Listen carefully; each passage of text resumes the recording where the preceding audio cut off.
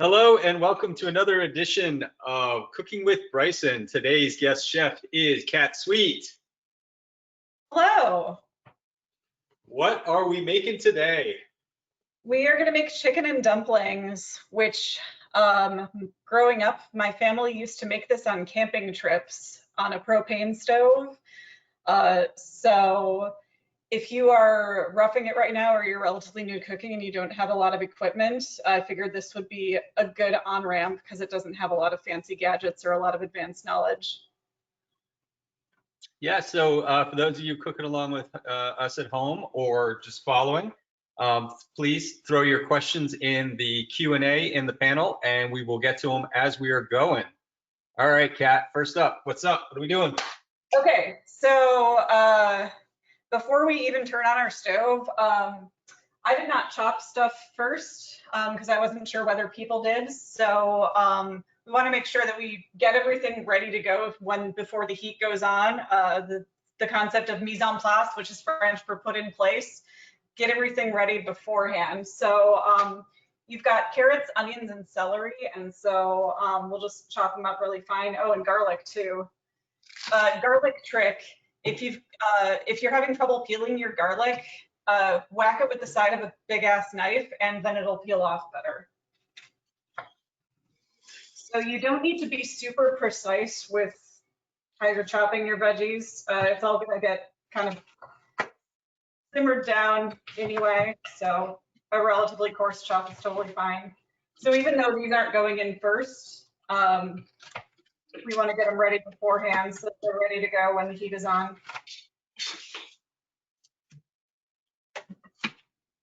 Suppose I could have put in the show notes, like do this step beforehand, but I don't know.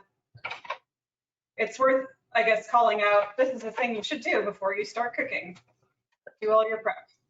Well, step one is make sure you have all your ingredients. Step two could be prepping. But I think people find it kind of zen at home to see us here chopping things up.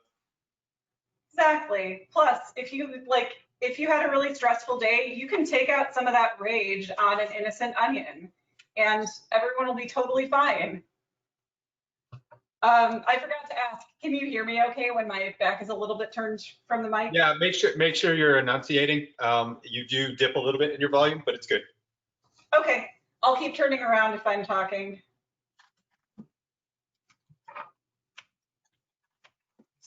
So we're just roughly chopping our onions. We're not dicing them. Yeah, roughly chop them. I get like one giant onion or two small ones, however much you like. I like a lot of onion. I'm a fan of anytime anything asks for onions or garlic, I double it. Yeah, for sure. So I can do that on this. I can add 2 onions. Yeah, no kidding. I just got a giant onion. I myself forgot to get celery, so mine won't have celery in it. But Here you go. You can have, Kat, here you go. Oh, thanks. Snacks over IP. I assume we're kind of going for a bit of a mirepoix base here. Exactly. And so if you read the recipe in advance, you'll notice that I said you can totally substitute, or actually I put it in a tweet, not in the recipe, but you can buy frozen mirepoix in the stores and that's totally legit as a substitute. You don't need to have the freshest and most bougie onions and carrots and celery ever. So mirepoix is carrots, onions, and celery, your aromatics.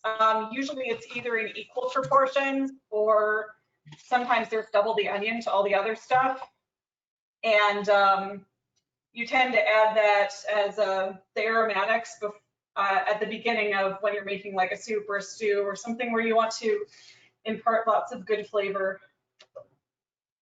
So the Holy Trinity is butter, garlic, and onion, but mirepoix is a great savory base. Absolutely. The Holy Trinity is just butter, butter, and more butter. Child was onto something. Yeah, so those of you who have been health conscious at home, we can use olive oil instead of butter, but butter's always best. I actually have both. You know what they say? Sometimes you gotta treat yourself. Treat yourself 2020. Fine leather goods.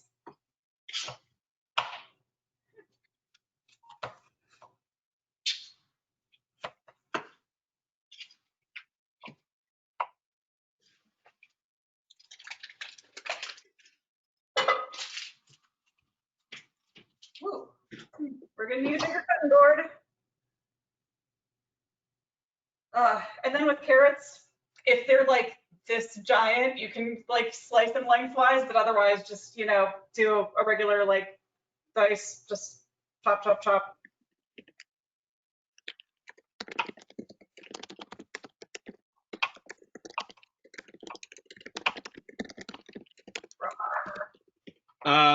Nick notes there is no such thing as an innocent onion, and in true internet fashion, that is entirely in all caps. Well, Nick, just show us where the onion touched you on this doll. Oh, we've got our first Tor joke.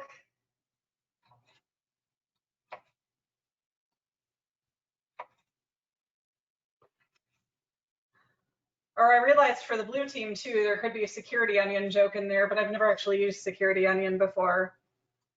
Yeah, security onion's a great product. Actually, I've met the guy, so I see him down at B-Sides Augusta all of the time.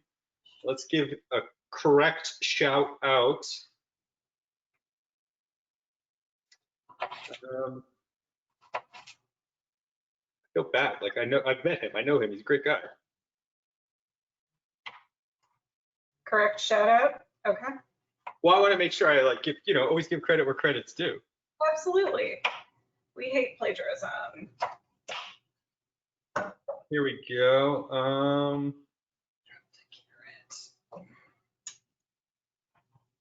No.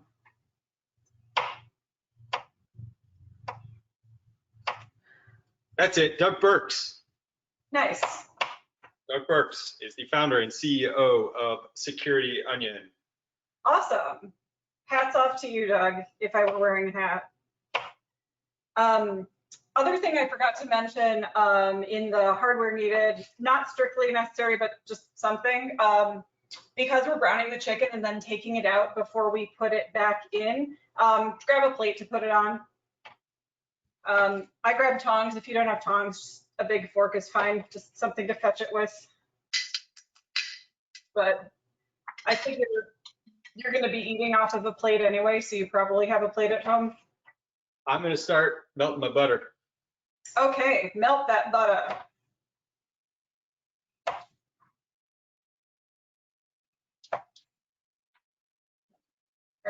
So, Kat, this is a family recipe, right?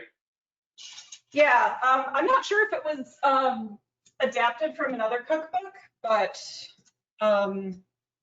yeah, it was one that I remember both my parents making, but I haven't made it in years, so it'll be interesting. And it was adapted. Oh, sorry, go on. I was gonna say they would use like water and vegetable flakes instead of like fresh veg and broth, but vegetable flakes are kind of hard to find unless you're buying like from a restaurant supply store, and you're basically just essentially replicating broth. So I changed that. What were you gonna say? No, something else you can be doing if you're waiting along at home is you can trim your chicken breasts. So sometimes they still have little bits of gristle or bone in my case, and you can also cut off the fat. A nice lean chicken breast. Very good call out. Absolutely. Actually, this recipe has a real like joy of cooking, which was a famous was it 50s or 60s cookbook. Yeah. Oh, I wonder if maybe that's where it was originally from. My dad had the joy of cooking, like one of the old editions of it, and he would write notes and adapt just the hell out of a bunch of recipes. So I'm wondering if maybe that's where it was adapted from. Yeah, just it has that kind of feel to it. Yeah. Sort of French roots adapted to an American household. Yeah, that makes sense. All right, heating my pan up.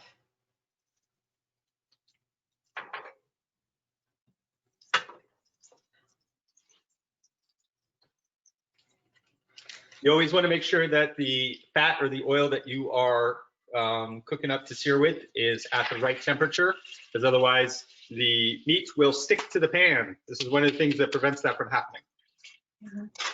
Oh, hello. In goes the butter. Mine's talking back, it's spitting at me.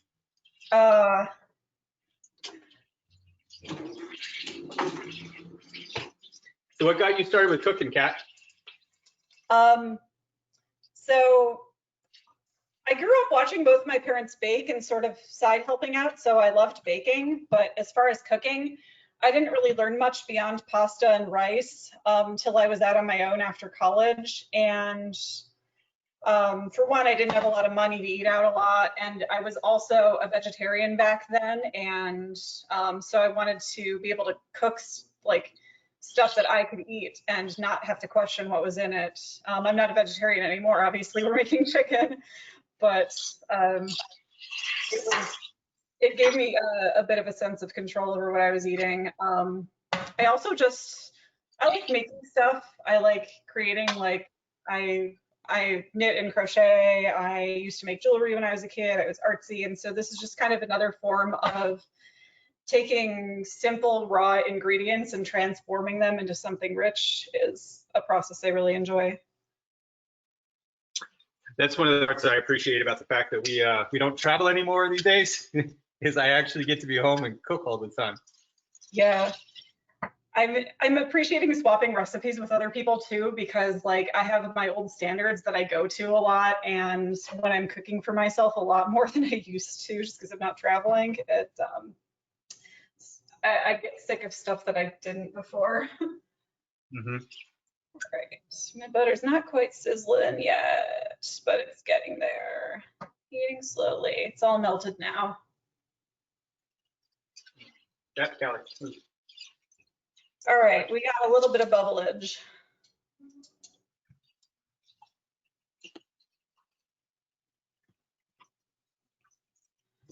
Is your chicken on yet? My chicken is going. All So right. you want to move it around a few times so it doesn't stick? Working its way there. How long were you a vegetarian? 7 years. I started, I was like ages 19 to 26 roughly. Started when I was in college. I just wasn't eating a lot of meat. There weren't a ton of good options for like decent quality meat in my college cafeteria. And I was just, I don't know, doing some like environmental studies and social studies reading like Fast Food Nation and stuff. And I was just kind of like, oh, I'm not sure I want to touch this. But as the years passed, like one, my iron got a little too low because I wasn't really being super conscious of making sure I got enough iron. And then more options came available for like better quality meat.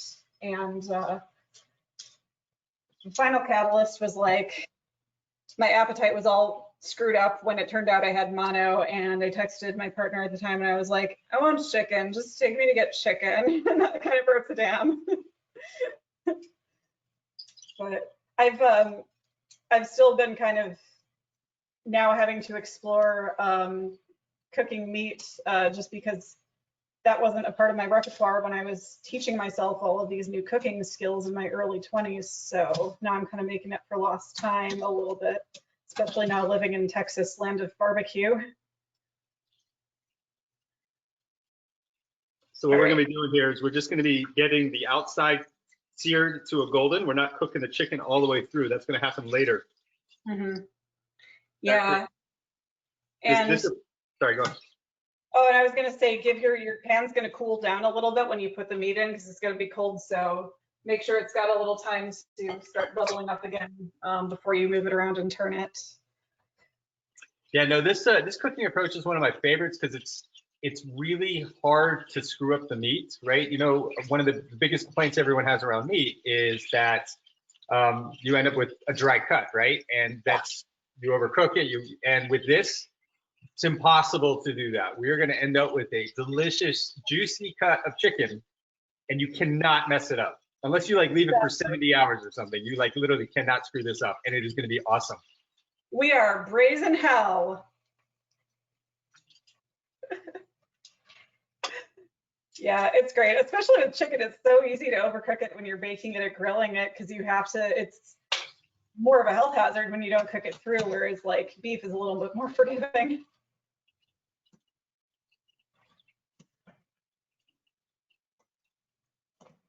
Great. Don't forget, if you have any questions, throw them in the Q&A. Kat is here to entertain you. Yep. And yes, it has pockets. Oh, your apron has pockets? Well, and the skirt too. I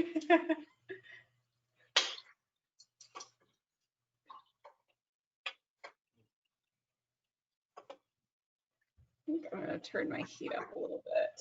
I don't know with this burner. So since you moved to Texas, have you changed your cooking style at all? I actually cook, well, so I think this hasn't caught up during quarantine yet, but I cook fewer tacos and quesadillas because I can get them everywhere now. Although not when I'm not going out. So I need to like put some tortillas in my next grocery delivery order or something. That's funny that you say that. We are making tortillas next week. So that is what Zena is going to come on and make. Oh yeah, Zena's making fajitas. I saw that. That'll be fun. Yeah. So nice. Keenan says, yes, Queen, pockets are everything. Pockets are everything. Love them so much. Alyssa asks, is there a difference between tenders versus chicken breasts in flavor? I don't know. So like the tender is part of the breast. The tender is basically what they call the tenderloin for the chicken. And I've never really paid attention to the flavor difference, if any. It's all white meat. Yeah, I've not seen a difference in flavor. I think it's really just you're having a smaller cut that you're handling differently.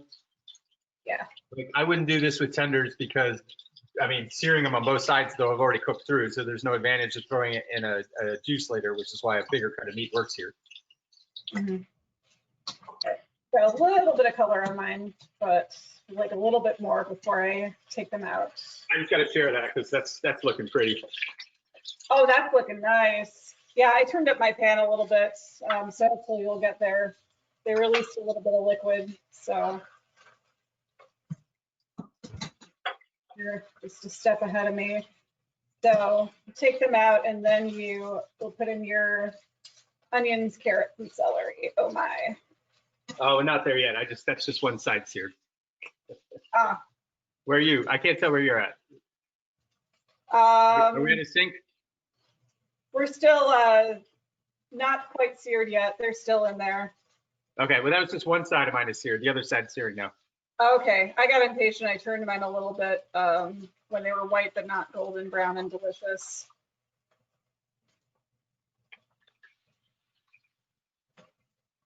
And if I were the Joker, I would say something like, why so serious? Ah! Finger guns.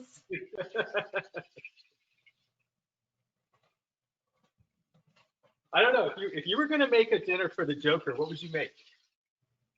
Humans, probably. Humans?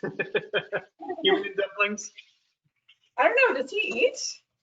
Does he eat? Well, he's actually a human. He's just psychopathic and like crazy. I don't. He's like Batman, right? It's the Batman universe. Batman's a human being. He's just, you know, a billionaire who has his own problems. Yeah. No. Oh God, what would dinner for the Joker be? I feel like it's got, whatever it is, it's got to be something super like emo that like a orange MRA would eat. I don't know. Cheetos.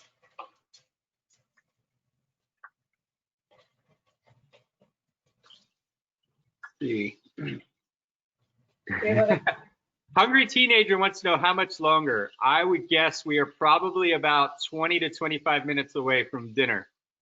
That sound accurate? I would guess a little bit longer than that. We're cooking we've got at least, once the dumplings go on, there's 20 minutes. So we've got like 40 minutes to go. Feed the hungry teenager some ice cream. Did you say ice cream? Yeah. Do you not have ice cream for dinner? No, I've never had ice cream for dinner. I am like a huge stickler about you have to eat your dinner before you get dessert. If my team was bugging me right now, I would tell her that she's got to leave me alone because it's I don't know. so close to dinner. Have a bad influence in that respect. Sorry, hungry teenager. All right, so mine are seared on both sides, nice golden brown. Nice.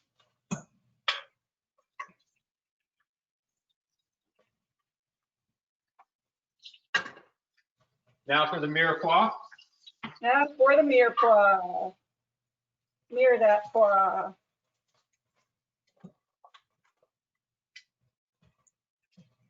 Oh, one of the tenders fell off.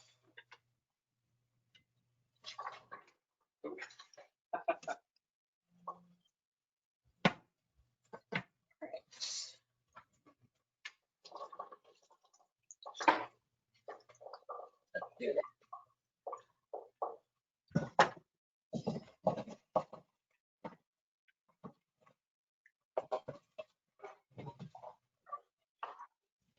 All right, so we want to let it go just a few minutes, like on translucent, basically. Oh, there's an echo, I think. I don't hear an echo. Okay, no worries. Ah, hold on.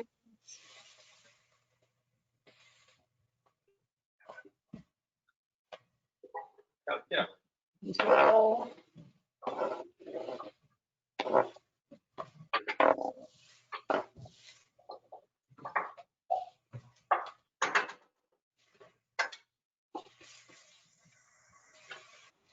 Already got my garlic ready. awesome.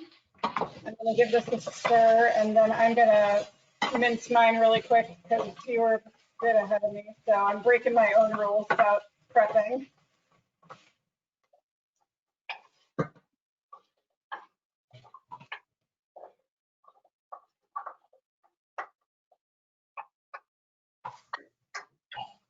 Fortunately, this will be super quick.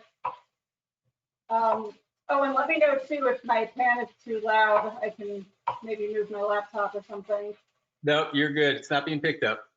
Sizzling.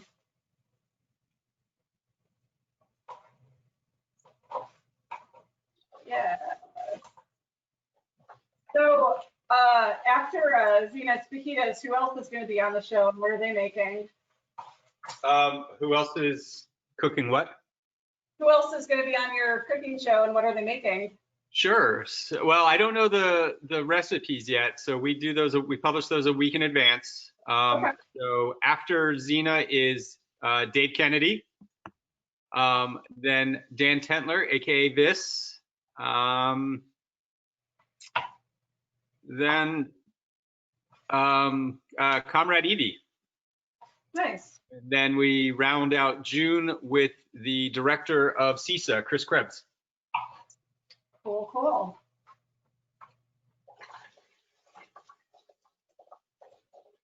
So I'm going to guess that Dave is probably going to do some kind of barbecue something because he does a ton. He's just loving that. Unfortunately, we don't have time to do like a smoked meat, so it'll probably just be more like a straight barbecue. I don't know what Dan's going to do. Dan does a lot of crazy. He's like me. He does a lot of like crazy chef things. So I'm really intrigued to see what he does. Yeah, that'll be cool. Oh, there's going to be a barbecue, I should tell my esteemed former teammate and manager, Joe Parker, who makes really, really good smoked barbecue brisket.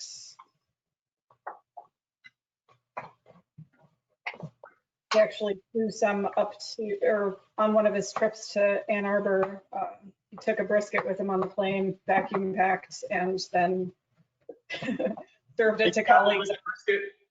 Yeah. It's like a Jewish grandmother. You don't even know. Here's your brisket. I brought it all the way from Manhattan. Oy vey.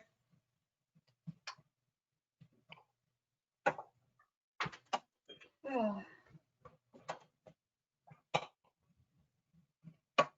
How do you do your chicken stock?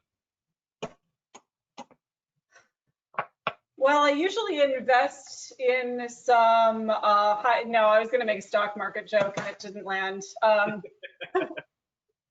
So I've got like store-bought stuff for today. How I will sometimes do it is, actually one of my favorite ways is just like taking the carcass of a rotisserie chicken and pulling the meat off and then just like letting it boil in a pot for a few hours with some onions and garlic. I did that with turkey too. Thanksgiving last year, my cousins hosted, and then I was like, "Can I please take your turkey carcass home?" Yeah, I'm a huge fan of reusing carcasses. So the shrimp bisque that I just made, I used that from the shrimp shells from the paella I made for my mother's birthday the weekend before. Nice. I actually used some leftover chicken bones from the Twitch cast that I had done Saturday night with Danny Akaki. But when I'm cheating, I use better than bouillon. So it comes in a little jar. This stuff is like almost as good. Yeah, I'd actually never used it before, but I just ordered Penzies, where I get a lot of my spices, makes soup bases. So I ordered some, which was the camera, some of their beef soup base. They're based in Milwaukee.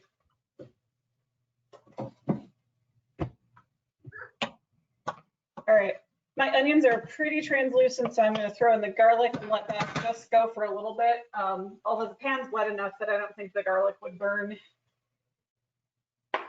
But before you tend to do the other aromatics and then you do the garlic for just a little bit of time, because garlic can burn very, very easily. Yeah, you go from getting that like nice, sweet, open flavor to just burnt. Yep. No bueno.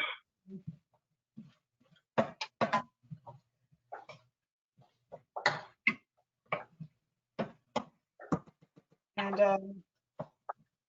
yeah, and for the stock, I use recommended low sodium just because you can add salt to this still, but you can't subtract. And I tend to find regular stock a little bit salty when it reduces down a little bit, but we do want to add some salt to the broth for using low sodium. All right, All right. chicken broth in. I'm going to put the chicken back in, right on top.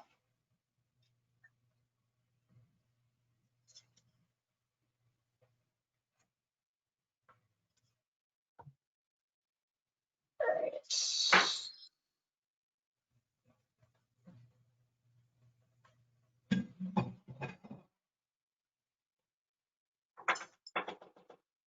And So we got a nice soup look there. What's that? No, I'm just showing my broth with my carrots and my mirepoix, and I'm going to add my celery in here in a second. Awesome. Put the chicken back in, and then I'm gonna like not cover it all the way, but cover it most of the way, and it's gonna basically braise for a minute. Well, more than a minute.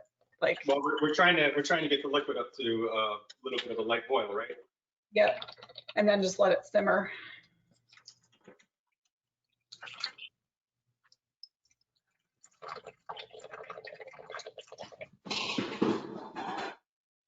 I've never tried. You could probably do this in a slow cooker or an instant pot on the pressure cook setting, or not the pressure cook, the slow cook setting. Nope, you absolutely could do this in a slow cooker. Yeah, because it is basically kind of slow cook and then just like near the end and add the dumpling. So just eyeballing that. I'm gonna let it get to a simmer and then cover it up and drop the heat.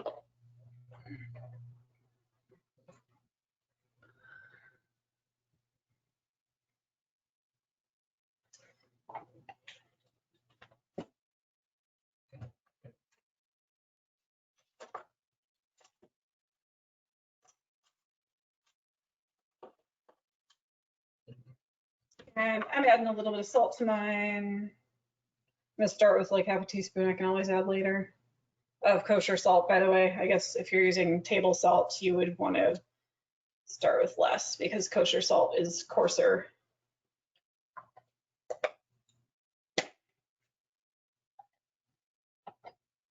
You can always add salt. You can never take it out. Yep.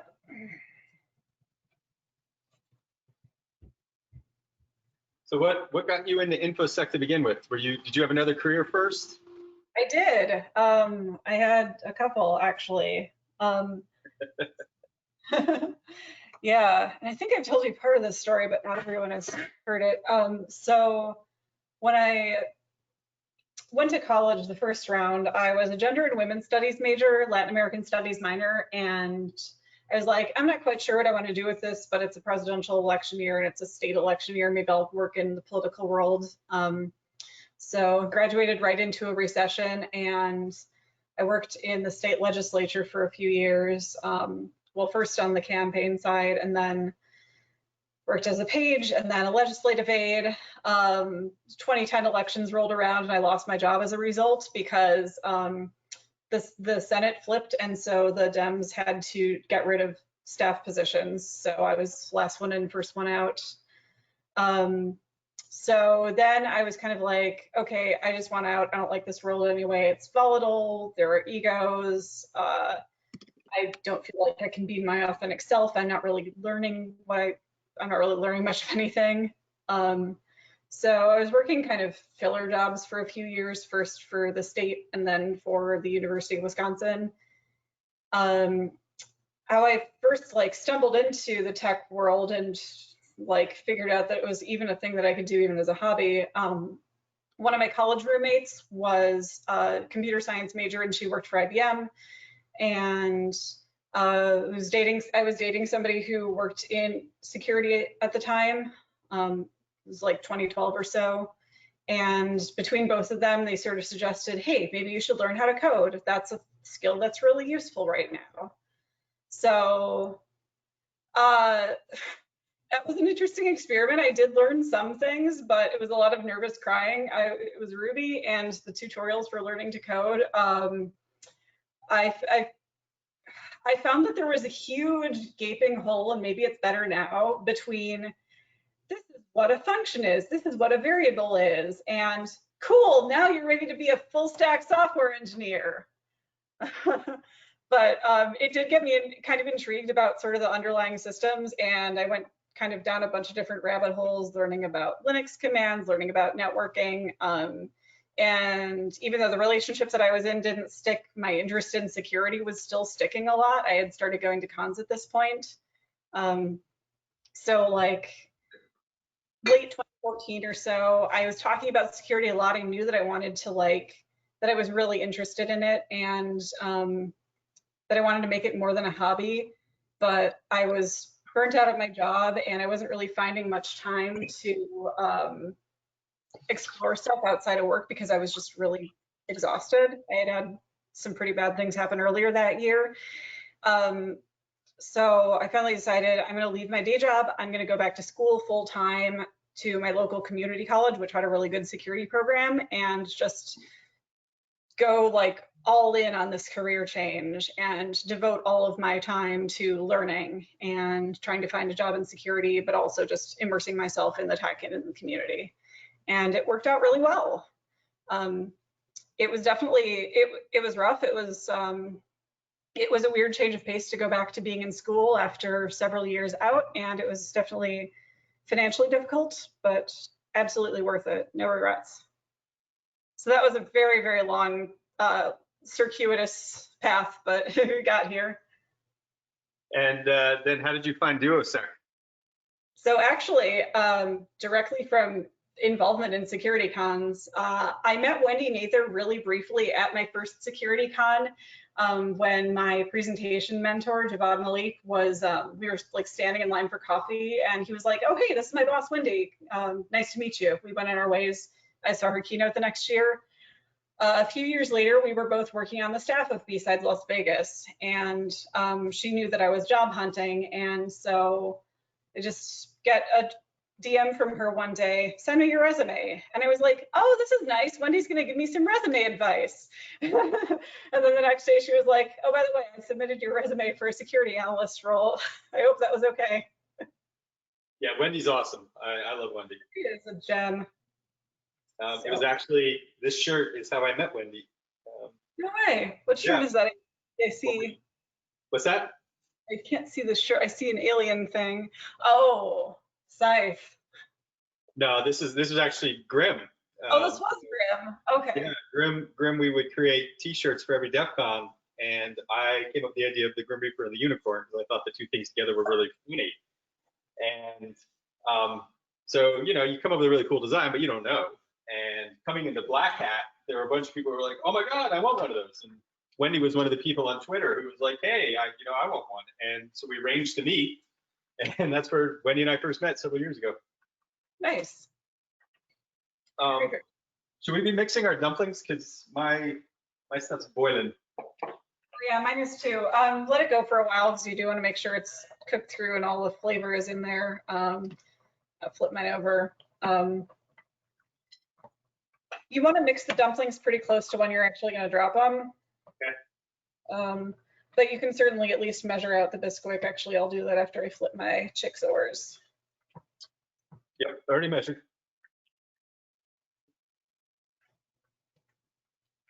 So then you were at Duosac.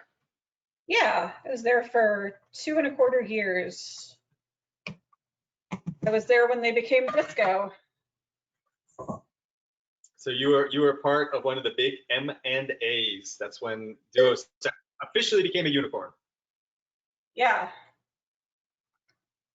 What was that like? What was that process like? I had actually never been through an acquisition before on either side, so it was very it was interesting. I wish one of my like presentation ideas in the back of my head that maybe I'll give in an underground track someday is, so you've been acquired, now what? I didn't have any roadmap for it. There were a lot of unknowns, and it was 3 days before I was leaving for Vegas for the summer. So I was like, okay, I'm gonna have to be super on guard because everyone's gonna be asking me about this. I think one of the things that was really helpful in getting through it all was just like being able to hold space for my friends and coworkers together for us to kind of suss out what we knew and what we were feeling and validate each other.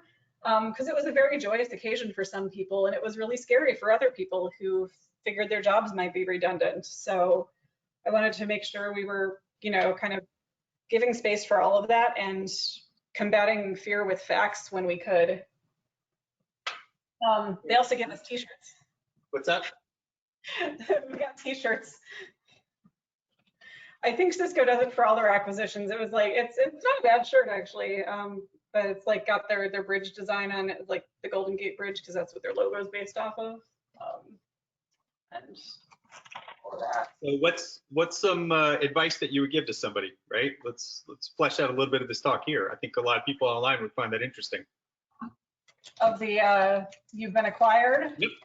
Congratulations, you've been acquired. You've been acquired. I think so. We get scared a lot of the things that are unknown to us, like that the uncertainty generates a lot of anxiety. So if there are things that you can discover about the process, I find that sort of calms some of the voices in my head a little bit. Like if you know somebody, like I'm just going to use Cisco as an example. If you know someone who's been in another Cisco acquisition like Telos or Meraki, like see who you can reach out to who's been through this and is a few years ahead. Like we're not completely reinventing the wheel. A lot of people in security have been on one side or another of the acquisition. I think don't panic is very hard advice to give in good faith, because for some people it is a bit of a moment of panic, and every acquisition looks different. So I think what I would say instead is your feelings are valid, whatever they are. I think in the first few days, a lot of what I was worried about is like, am I feeling the right way about this? This is all completely new territory. Should I be less calm? Should I be more calm?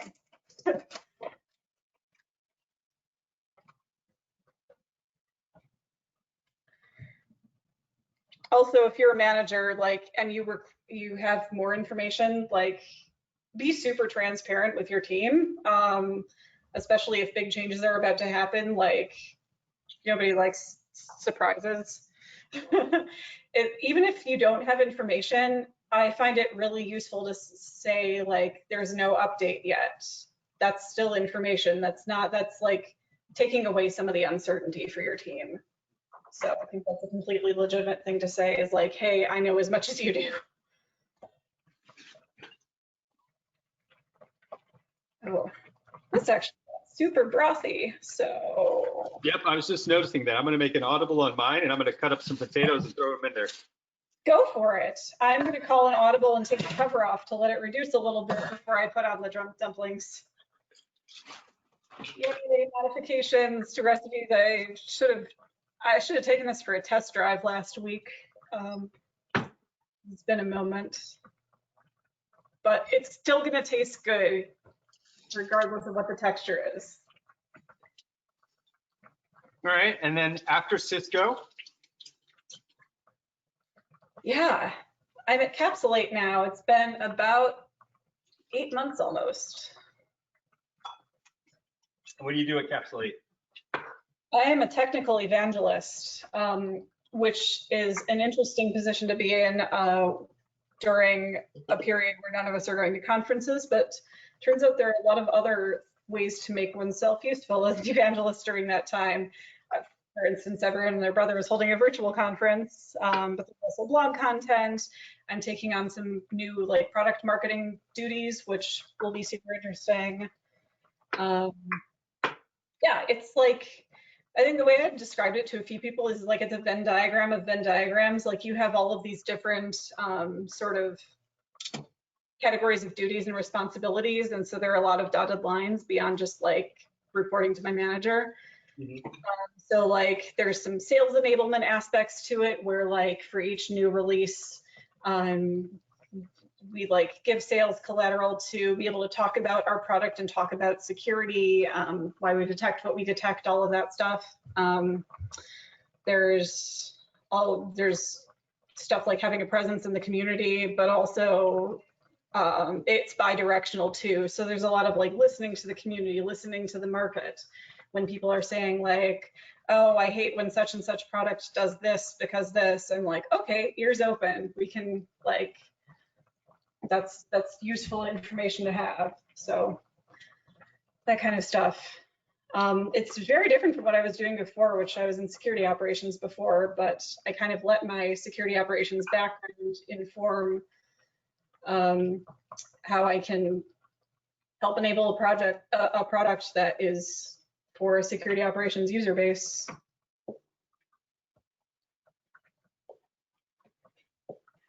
But I was doing a lot of like internal presentations at work, and I found that I really liked getting to talk with people about security and bring them to a place of understanding. And so I was like figuring out how can I do more of that in whatever my next role is. So what exactly does Capsulate do? They are detection and response for Linux infrastructure, including containers, which is super neat. I didn't know a lot about container technology before I started at Capsulate. But like one of their big things is like we can detect container escape behavior. So yeah, it's EDR-like tool, regardless of whether you slap the EDR label on it or not. And it's meant to be like Linux first instead of like, I think a lot of products out there are like kind of figure that Windows is the main threat model, and so they build for that and they kind of tack Linux on as an afterthought. But there's a lot of, I guess, attack behavior that's very Linux specific, especially with containers, because that's like, for the most part, super Linuxy with the shared kernel. So, sorry, just doing a chicken thing. I'm doing the dumpling thing. I've mixed, I'm adding dumplings. Ooh. Cool. Yeah, so when you're adding your dumplings, you basically, you're not mixing them into the broth. You're basically doing them like drop biscuits and dropping them right on top, and then they'll fluff up and basically steam. That's why I wanted to get some of the liquid out of this. but not all of it because this is still pretty thick. So, yay, dumplings.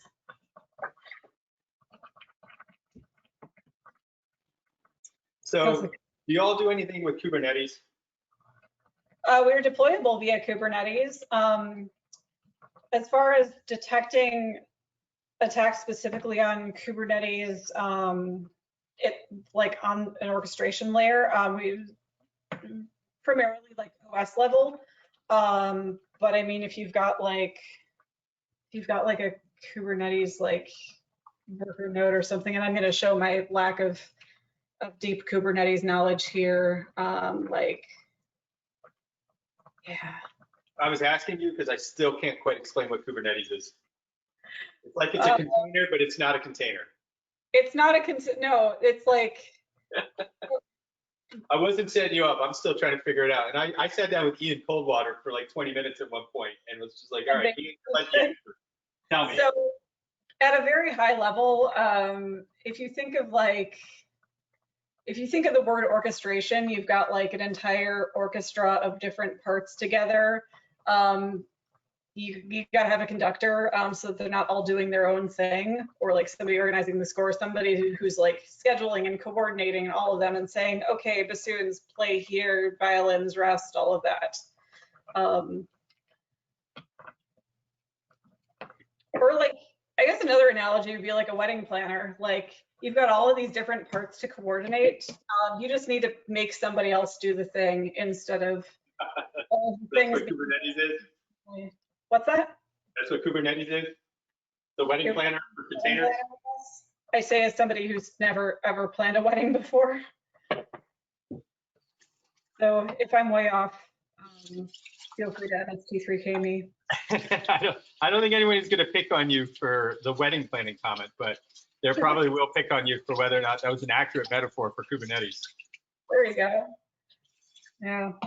I ask everybody that knows anything about that stuff what Kubernetes is because I've never gotten an answer that makes sense to me.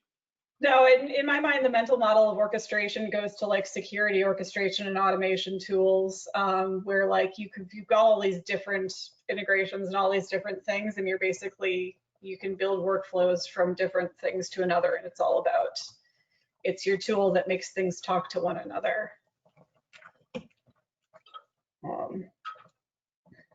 Also, like, idea in the back of my head, but I need to learn enough about Kubernetes first, is a blog post called Kiss Me Kates, because Kubernetes gets shortened to Kates, and then have a bunch of musical theater jokes in it, of course. Were you in musical theater? Oh, yeah. Oh, yeah? Like, we're just supposed to know that? You, like, walk around with that aura?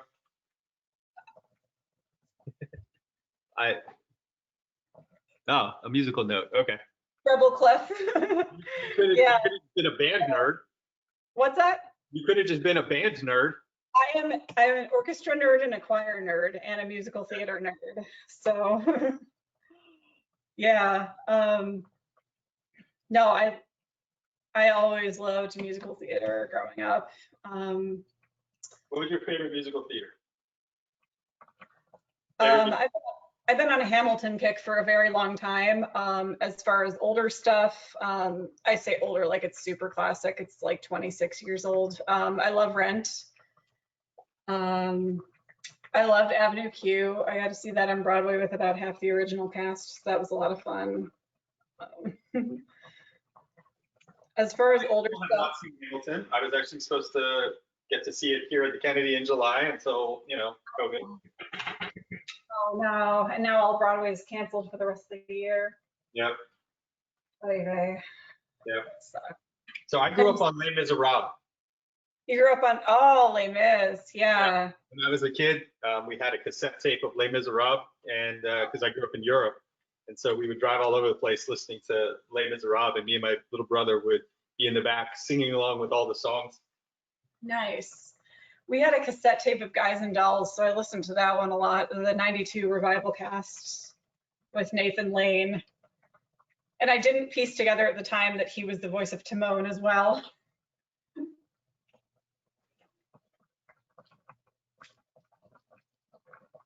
Oh, this is looking good, and I'm getting hungry. Yay. All right, I'm gonna get my milk out of the fridge and then do my Bisquick. I'm covering mine so that my dumplings that are on the top will get a nice steam over. Yay.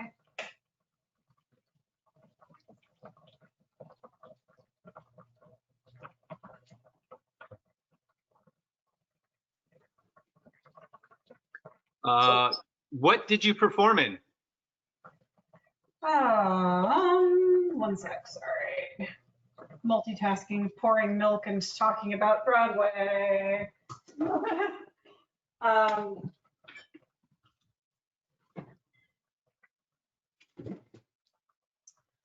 So in high school, I was in Oklahoma. I was in the chorus. Where were the musical theater in high school is actually quite competitive. I did a bunch of like just one-off songs in recitals in high school and college. So like I performed Adelaide's Lament from Guys and Dolls for a solo ensemble competition. I remember performing Defying Gravity from Wicked in college. What other musicals was I in?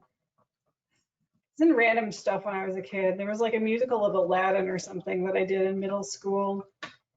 And yeah. Did I get my proportions right? It was like 1/2 cup mixed to 1 cup of Bisquick. Okay, cool. Yeah, but I also like whenever I go out and do karaoke with friends, like there has to be Broadway coming up or other show I've tunes. never seen you at karaoke. I did it at B-Sides Las Vegas a few years ago when we were in the pub. After B-Sides. Hacker karaoke is on like Friday or Saturday night at DEF CON, right? Yeah, I think that's the DEF CON one. We also do it, so we host locally here in DC. Usually whenever Katie Bow comes to town. Nice. Oh yeah, I did it at SHMU most every year. I try to make it. I didn't stay super long this year though, but I got to harmonize on a few other people's karaoke songs. Like somebody in the audience did, or no, Katie did Royals by Lorde and I sang backup. So that was a lot of fun. She's awesome to do karaoke with. Yeah, she's very talented. You know, she was actually, she was a singer in a punk band. No way. Yeah. Already had mad respect, but now even more. But I think for me, my funniest karaoke story is how I first met Alan Friedman. So it was one of the hack karaoke's, I don't know, it was like 4 or 5 years ago, and he picked a Frank Sinatra song. And I love Frank Sinatra, and I also really like to dance. And so I got up and I started. He was very accommodating. He was just sort of like, no, we didn't do that. This wasn't New York, New York. I can't actually remember what the song was. And he was very accommodating. He's kind of like, okay, yeah, sure, you can sing along with me. And I decided to just on the fly choreograph it. And I figured it would be easier if I was the woman to like kind of help him like lead into it. And so we just started like dancing while singing Sinatra, and that was the first time I met him. I love it. Start spreading the news. But no, it was not New York, New York. But that would have been kind of lame. Or it would have been lame to have done that dance. Be like, I did this amazing choreography, and I just kicked my feet in tune. I wanna be a part of it. New York, New York. These vagabond shoes are longing to stray right through the very heart of it. New York, New York. Hey, make it there. I wanna wake up in the city that never sleeps.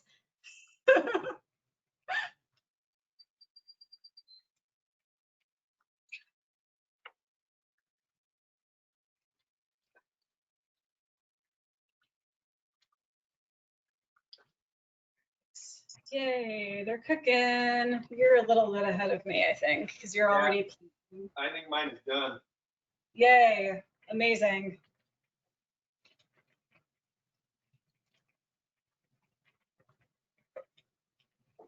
Fan-fucking-tastic. Oh, and take the bay leaf out before you serve, just because that's not goodies.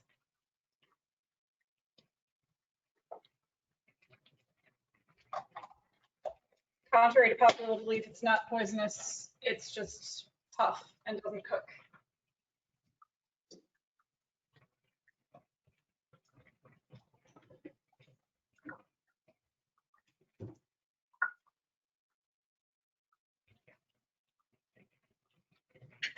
Do we have any more questions in the Q&A? I haven't been watching. Okay, cool.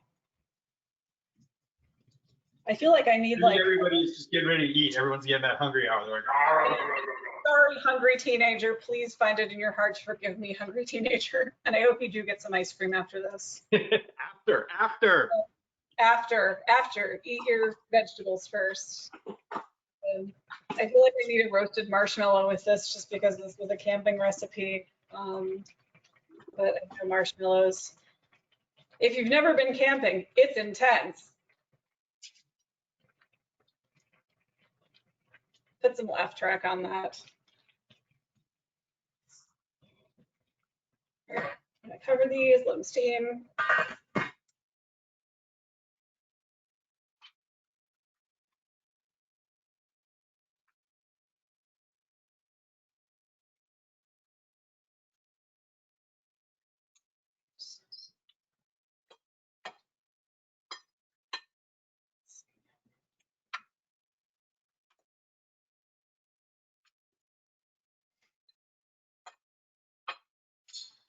Have you tasted yet? I have not, but I'm gonna show what it looks like.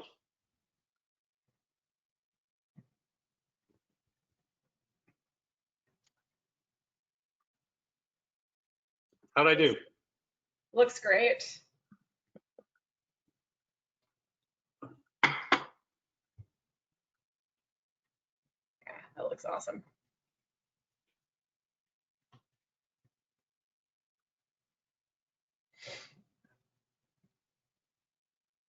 All right, let's take the bite. See how it came out.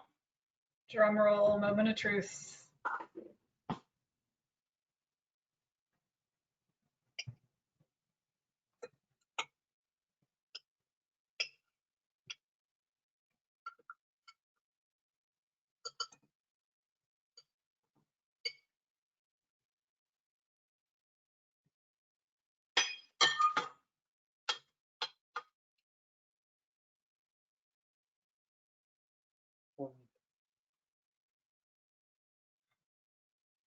This would be the time the server would come over and ask, how is everything? Yeah, they're trained to do that when you're eating. Yep. Unicorn approved. Good. Narwhal tested, unicorn approved.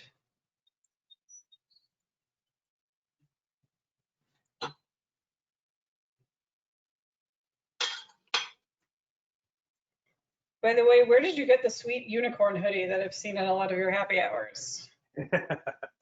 I got it off of Etsy. I actually have a special one that is coming any day now. The one that I got was made locally.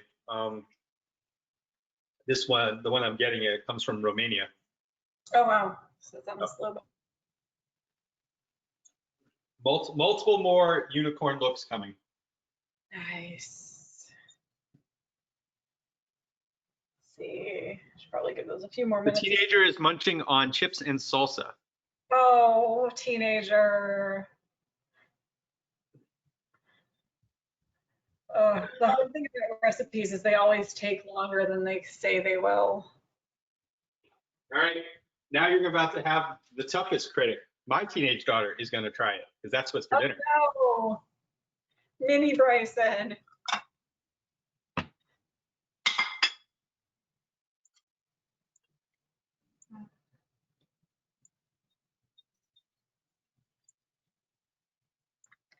Fortunately, if you made a whole bunch of this, I'd imagine it freezes pretty well, especially the chicken at least. Yeah, I think they keep pretty well. I made lots.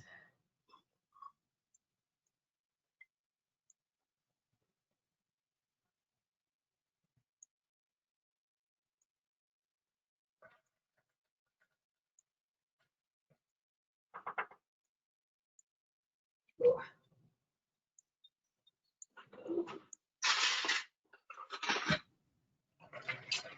Wow. He in particular is a fan of chicken breasts. She doesn't like the fancy chickens. So Here's mine. Got giant pillowy dumplings.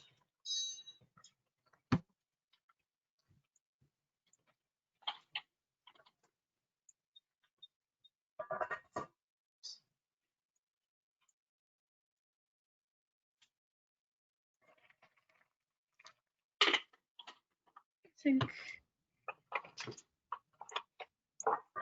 probably if you cook them through doughy dumplings, but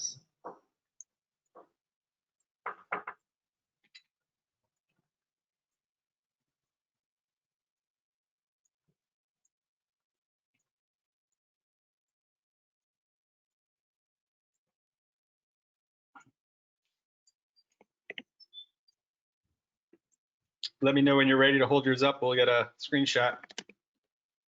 oh yeah.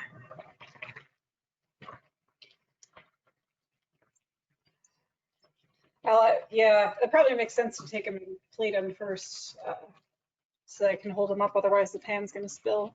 So give me a couple minutes. Let me see if these are cooked. Those look steamed to me. Cool. Get them off the heat.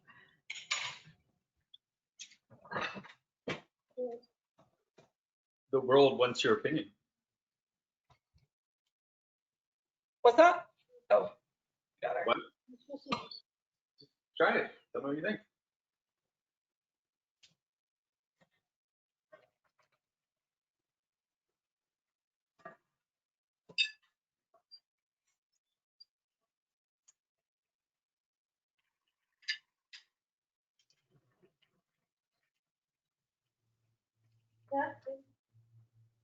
You got the, yeah, that's good. I mean, it's better than Gabba's tacos. Uh-huh. No, very, very teen.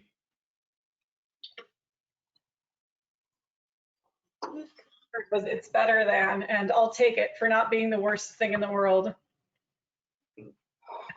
Kat, you ever have kids, get used to this. I can't, so yay. I've got fur babies who are very demanding. What? Dumplings. You have them too. Like a monkey or like Chicken and dumplings. Mix.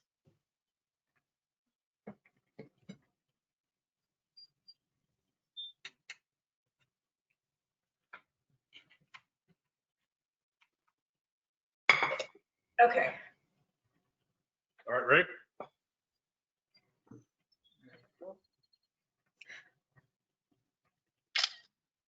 Awesome. Yay. Success. Any parting wisdom? Stay home, wear a mask, and never go up against a Sicilian when death is on the line. As you wish. Thank you very much for joining us today. And everybody at home, post pictures. Hashtag Hackers Kitchen. And we'd love to see what you made. See you next week. Thanks. See ya.